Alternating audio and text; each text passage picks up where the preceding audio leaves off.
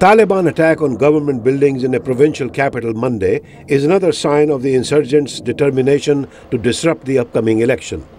2 policemen and 3 attackers died in the assault. Officials say the escalating violence by the militants is aimed at discouraging voters from going to the polls.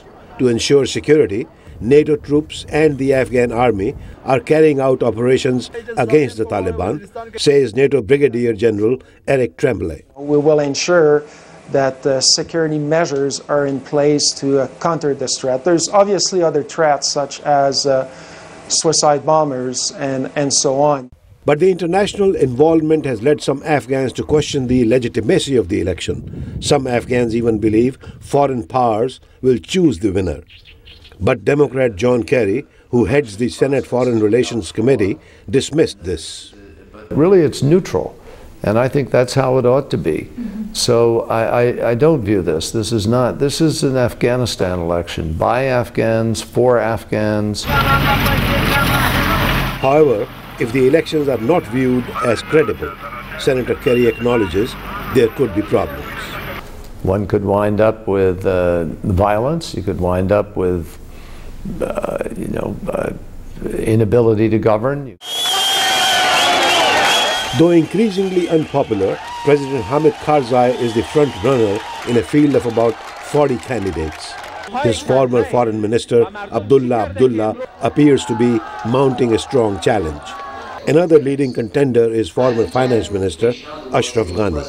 While opinion polls show Mr. Karzai ahead, at least one survey shows he may not receive enough votes to avoid a runoff. The Afghan leader has been criticized for being indecisive and ineffective.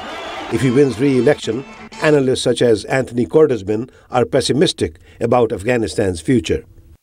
If he wins, it will be an election where people probably legitimately got to vote, but basically his power brokering, going out to people who are corrupt, self-seeking, to get blocks of votes, basically means that will he have a legitimate election? No, he won't. But the upcoming election is seen differently by others. U.S. Ambassador Carl Eikenberry says it must be viewed with some perspective.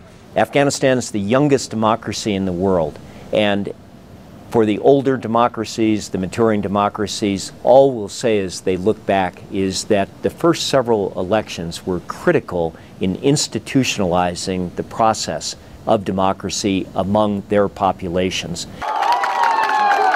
Meanwhile, despite the obstacles, the candidates are continuing to campaign hard as the August 20th election approaches. Ravi, Khanna, VOA News, Washington.